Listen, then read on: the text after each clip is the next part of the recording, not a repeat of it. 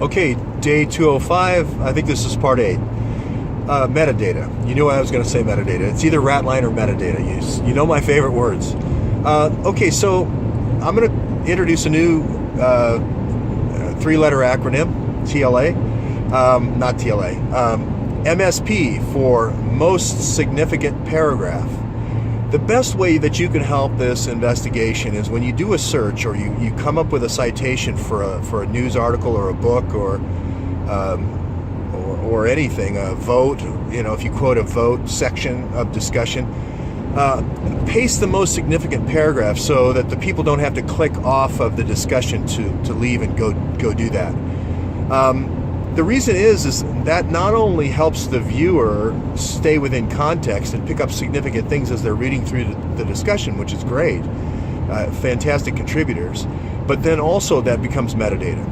And what's really great about metadata is when you do frequency analysis, wonderful things happen. Give you an example.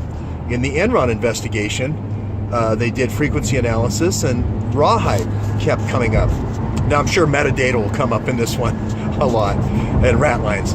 But everybody said, well, geez, these are energy traders. Why is, in their phone conversations, why is rawhide coming up? Because that was a shell corporation. And usually energy traders don't talk about rawhide. If you're a leather trader, I guess you talk about rawhide.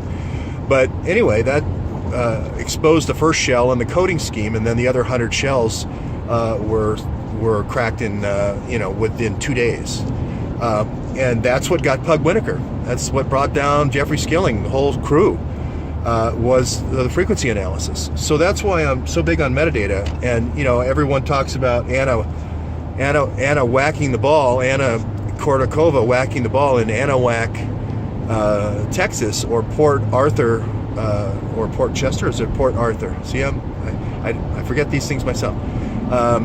Port Arthur, down in Texas, these are ratline cities. These are ratline port cities. So doing an association with them, if Port Arthur comes up a lot, or Anahuac comes up a lot, or Sugarland comes up a lot, or Beaumont comes up a lot, or et cetera, you get the point. So when you put most significant paragraph in there, that is out there working for you. When you're at the beach this summer, when you're putting in the pier at your vacation home, when you're going to your kid's graduation, when you're sleeping at night, that metadata is out there working for you. It's working not only in your daylight hours, but in Europe daylight hours, and all around the world, 24 hours a day, it's working for you. So I just want to make sure that you don't think, oh, George didn't respond to my question, and today I'm on the road, so it's really hard. But I am going to pull everything and scrape everything with metadata. Which reminds me, somebody, I think his name's 9/11 Body Snatcher, the nickname, needs the text file. Somebody created the text file. Somebody went out and scraped all the text file. Not only all the comments, but all the summaries, daily summaries and slide summaries. And if somebody could post that again for me, really obviously, maybe like post it 3 times so I don't miss it, because there's so many comments now, that would be very helpful.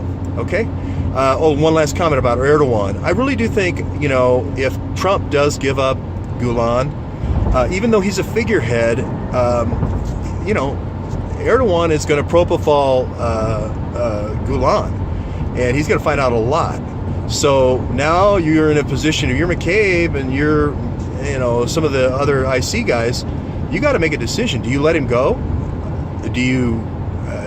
Does he have a horrible illness befall him on the very slow boat to Turkey? How are they going to get him there?